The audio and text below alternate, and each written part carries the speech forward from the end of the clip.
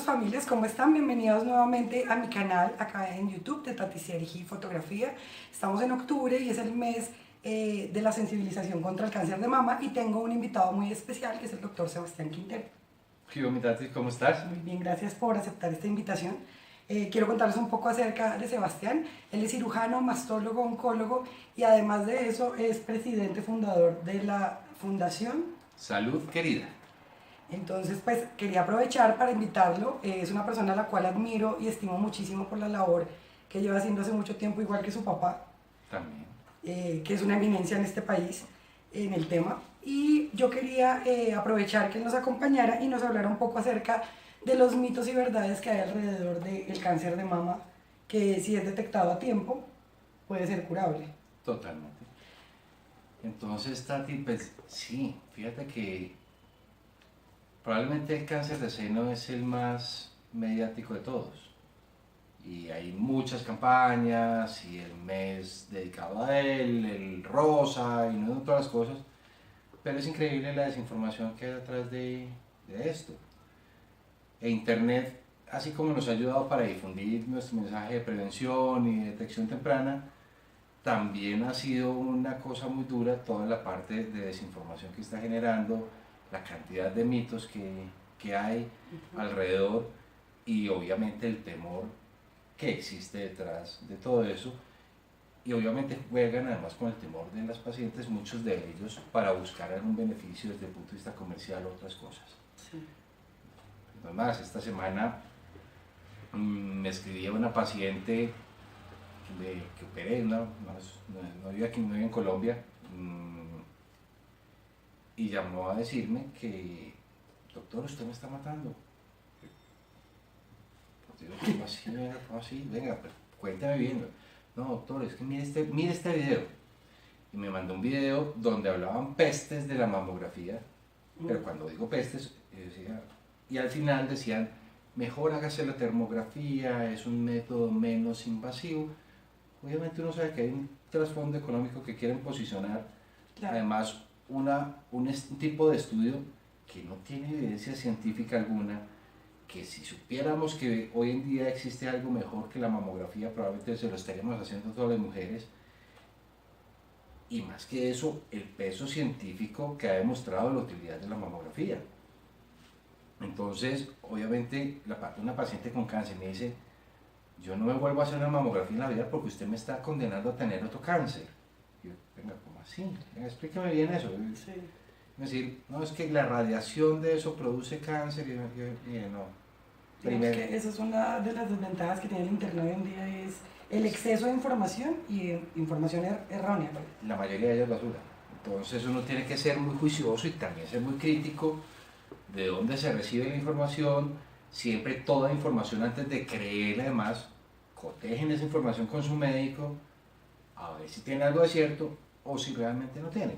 Entonces, pues sí, esto está lleno de mitos y verdades. Sí. Entonces, pues, hablemos unos de esos. Sí. Primero ese, ¿la mamografía produce cáncer? No. No, claramente no. Y lo dicen es porque pues usa rayos X como para basarse en su técnica, pero los equipos modernos, y hoy en día más con los equipos de nueva generación, ha logrado mejorar la calidad de la imagen con menor dosis de radiación. Okay. Ahora, si yo comparo este estudio con otros, realmente la dosis es muy baja. Yo puedo calcular que para poder generar un cáncer por una mamografía, yo tendría que hacer mamografías anuales por más de 100 años. Y seguramente ninguna mujer va a vivir tanto tiempo y se va a someter a tanto número de mamografías. Ahora, teóricamente lo puede hacer, sí, pero también depende mucho de la sensibilidad del tejido de la mama a esa radiación. Y generalmente la mama es un órgano que aguanta muy bien la radiación, a diferencia probablemente de la tiroides. Sí. La tiroides es un órgano que sí es muy sensible y por eso muchas veces se recomienda el uso del cuello de estos cuellos de plomo para la realización de la mamografía, cosa que también es un mito, porque entonces dicen, es que el cáncer, la mamografía me produce cáncer de tiroides, y también se ha visto que la dosis, hoy en día los equipos nuevos, pues la radiación que emiten es muy bien dirigida y no se esparce, eso no es como una bomba atómica que sale radiación para todos lados, sino que es muy focalizada. Casi siempre está el equipo a una altura o incluso inferior del que puede estar la tiroides. Entonces, realmente la dosis que recibe la tiroides de radiación es muy baja en la radiografía, que casi no, pues es casi imperceptible, pero obviamente pues también por precaución de todas maneras pues se usa el cuello a sabiendas que realmente la dosis que recibe la tiroides es muy baja. Pero esa, digamos, solo la solicita una mujer en caso de que sufra de tiroides. O No, normalmente pues, la están poniendo a cualquier. en la mayoría de los de centros especializados generalmente se usa de forma rutinaria. Okay. Ahora, si una paciente, si no lo tienen, pues, oiga, pregunten. Sí. Oiga, aquí tienen cuello, me Pero pueden mira que, por proteger. ejemplo, yo sufro de la tiroides y no tenía ni idea de que tenía que protegerla de la radiación.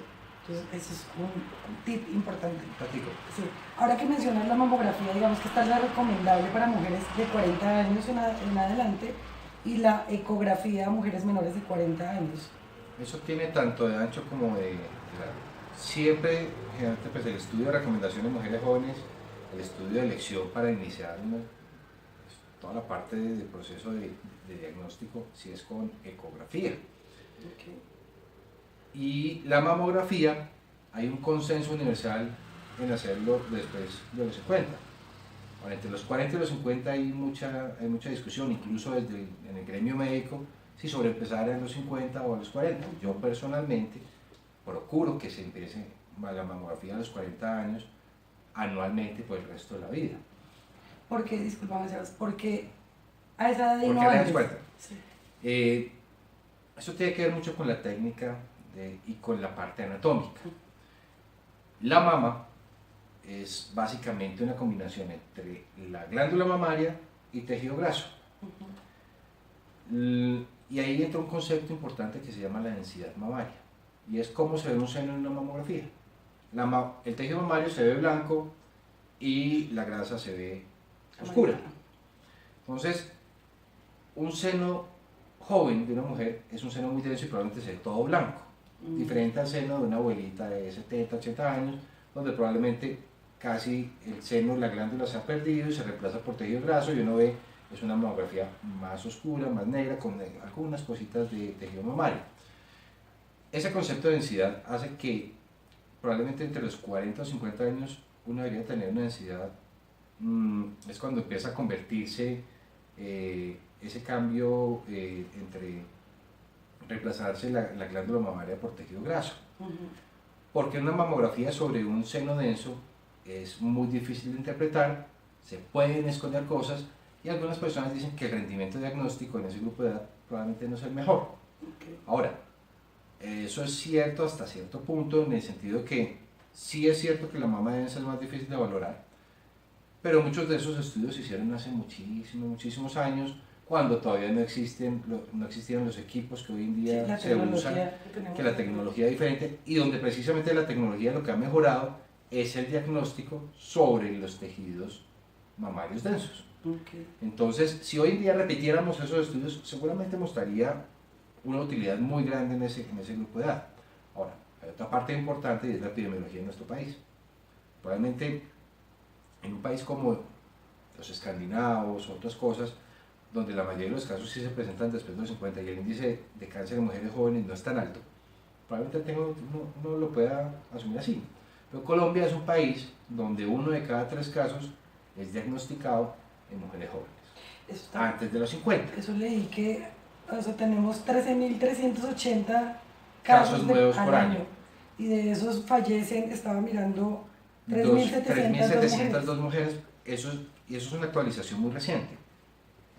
Fíjate que en Colombia las cifras anteriores a esas las teníamos del 2012. En ese momento estábamos hablando que había cerca de 8.000 casos diagnosticados anual. En solo 6 años aumentó esa cifra casi un 35%.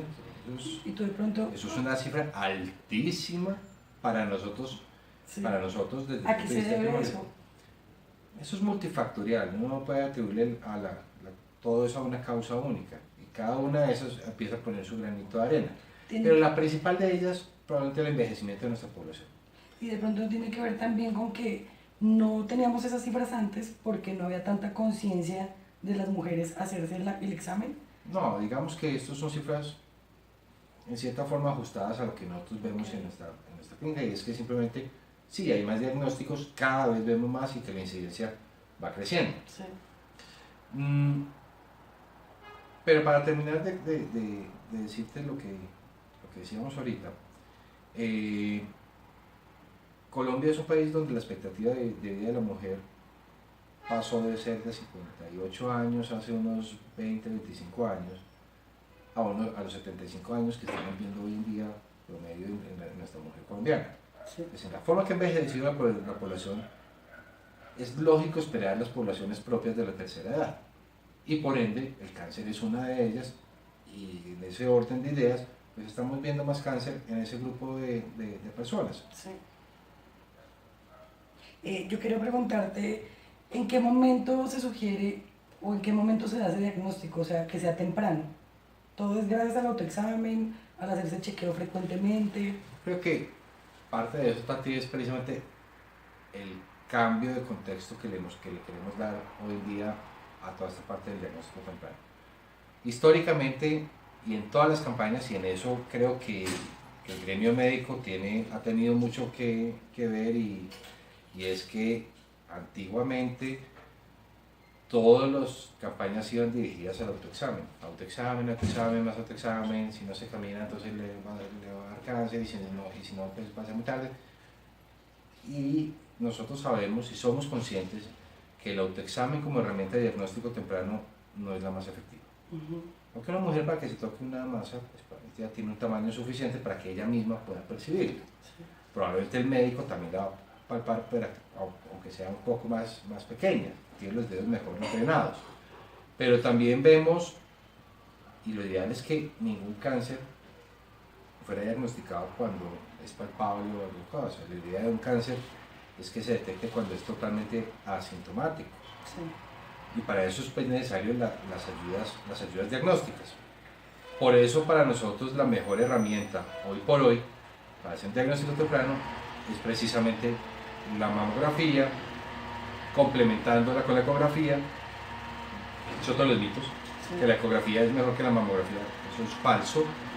La mamografía es el único método de detección que ha logrado disminuir la mortalidad en un 25%. No lo ha hecho ningún otro método, por eso para nosotros es tan importante la realización de la mamografía para hacer toda la parte de diagnóstico temprano. Ahora, ¿qué cosas debe acompañarse con eso? El examen clínico anual, idealmente por un mastólogo. La mayoría de las personas no saben qué es un mastólogo, sí, no saben. Entre otras, aprovechemos para decirle, el mastólogo es aquel especialista que tiene como especialidad base, ya que es especialista bien sea en cirugía general o en ginecología, que hace una supraespecialización, una subespecialización en toda la parte del manejo de las enfermedades, el diagnóstico y toda la parte de manejo de las enfermedades tanto benignas como malignas de la mama. Esos son los mastólogos. Lamentablemente, y eso es lo que pasa en nuestro país, muchas mujeres pierden el tiempo buscando de ginecólogo en ginecólogo y ginecólogo en ginecólogo, porque no, hasta que alguien por frente dice, mire, es que vaya donde un mastólogo, que es donde quien debe usted acudir. Yo no estoy demeritando la labor del ginecólogo, por el contrario, son nuestra mano derecha, son quienes nos ayudan, son quienes hacen la mayoría muchas veces de los diagnósticos, porque son los que más solicitan las mamografías, son quienes es como el médico primario de la mujer, y por ende pues, si nosotros no tenemos a los ginecólogos de la mano, pues, se nos estaría escapando mucho. Y sumémosle a eso pues, que en Colombia somos muy pocos especialistas en la materia y no habría mastólogos suficientes para todas las mujeres. Por eso pues, nos apoyamos mucho en ellos, pero si usted tiene algo importante, pues vaya y tienen la oportunidad de hacerlo, consulte a un mastólogo, no se quede esperando por ahí. Y por último, la realización del autoexamen. que si bien ahorita decía que es la herramienta menos efectiva, pues no quiere decir que como herramienta de autoconocimiento no funciona. Te iba a decir, yo creo que es súper importante que una mujer aprenda a conocer su cuerpo, que no le dé pena, Exacto. que se palpe. Yo veo que dice la sugerencia de realizarlo 7 días después del periodo, ¿no? O si La ya... idea es que se lo hicieran una única vez al mes, no Exacto. todos los días. Sí, porque ya hay mujeres que no tienen la menopausia o que son irregulares. El seno cambia constantemente según la época y la fase del ciclo menstrual en la que se encuentren. Sí. Entonces aparecen, desaparecen cosas, pero y mucho mediado por los niveles hormonales que están teniendo en esas fases. Entonces son las típicas personas que en algún momento consultan porque me toca una bola y a los 5 días cuando van al médico, Ya oiga, no hay pero es que nada. no, venga ya, ¿dónde está que ya se me perdió, no la encuentro? Y a los 5 días, oiga, otra vez me apareció. Sí. Y cuando uno analiza y hace un estudio magnético es simplemente tejido mamario que simplemente tuvo cambios mediados por esa parte hormonal. Por eso siempre recomendamos que sea hecho en un único periodo del ciclo menstrual, que sea constante para que siempre exista la misma igualdad de condiciones del tejido mamario. De esa forma pues vamos a tener una disminución en ese número de cosas que pueden estar, o de falsos positivos o falsos negativos que pueden estar mediados por esa parte hormonal. Sebas, hablando, digamos, del autoexamen, ¿hay algunos, no sé, señales que detecte una mujer que sean como alertas? ¿Estos primeros síntomas? Claro, pero antes que eso me gustaría aclarar que el autoexamen nunca se realizó para que las mujeres se busquen precisamente esos signos. Porque además todo genera angustia y preocupación. Y muchas mujeres dicen, es que no me estoy haciendo bien el autoexamen porque no me encuentro las bolas. Entonces, que no venga, tienen un momento, nada. es que eso es lo normal. Sí. Eso que ustedes tienen un examen normal, no se preocupen, no se genere. Muchas mujeres no se lo hacen por eso. Entonces, pues lo más importante es aclarar que el autoexamen fue diseñado para que las mujeres conocieran lo normal de su seno. Que puedan detectar alguna anomalía. Claro, es que si tú te conoces bien tu cuerpo, el día que parezca algo normal lo vas a poder Sí, identificar es como el día que te fácilmente. sale un barrito uno miércoles. Exactamente, yo siempre le digo a mis pacientes eso, venga, párese usted se para todos los días en un espejo, se conoce su cara de memoria, el día que le sale el barrito se dio cuenta porque inmediatamente dice, mira, ese barrito es nuevo. Lo mismo debería pasar con el seno, que se lo aprendan a conocer también, que el día que algo anormal se presente, lo puedan identificar muy fácil. Claro. Pues si uno cambia esa percepción del autoexamen, probablemente la mujer se lo va a hacer con mayor tranquilidad, porque no está buscándose nada normal, sino que todos los meses va a estar diciendo, esto es lo mismo que yo siempre me tocaba, esto es lo mismo que me tocó la vez pasada. Sean bonitos, grandes, chiquitos, con prótesis, sin prótesis, con bolitas, sin bolitas, pero son sus senos. Hay que conocerlos. Y hay que conocerlos. Entonces de esa forma, pues en la medida que se le quite la ansiedad a la paciente y se tome el tiempo y el trabajo de conocer sus senos, el autoexamen va a ser mucho más efectivo de lo que hoy en día probablemente es. Bueno, pues ya saben, sigan todas estas sugerencias del autoexamen en una fecha que sea constante, que sea la misma cada mes. Exactamente. Y aquellas mujeres que están en menopausia, pues elijan un día al mes. Okay. Eso es más fácil. O las de que esa tienen forma. periodo irregular. Las que tienen periodo irregular es muy fácil porque igual se lo tienen que hacer entre el quinto y séptimo día después de que les llegue la menstruación. Pero digamos, el problema es, por ejemplo, mujeres que tienen dispositivos intrauterinos o que tienen algunos anticonceptivos que les impiden la llegada de su menstruación. También, venga, hágaselo una vez al mes. Okay. Elija una fecha. Elija una fecha y hágaselo siempre en ese momento.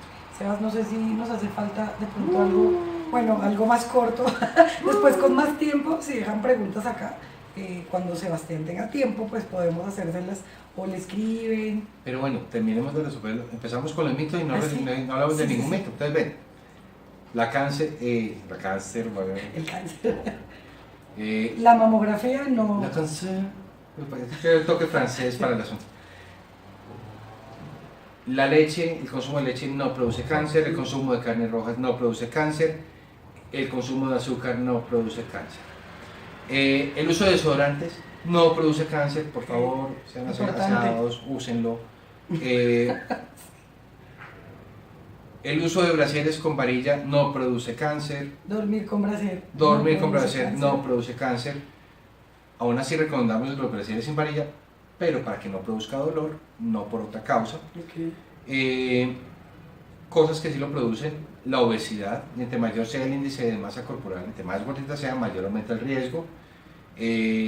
Haber tenido familiares con cáncer, también es un mito de que solo porque pues en mi familia, mi mamá no ha habido ningún cáncer, pues la de mi papá está llena, entonces yo estoy tranquilo porque esto me salvé, porque en el lado de mi mamá no hay nada. Me imagino que cuando la herencia se recibe tanto de línea paterna y materna. Es cuando más seguido deberían chequearse, ¿no? Independiente, igual.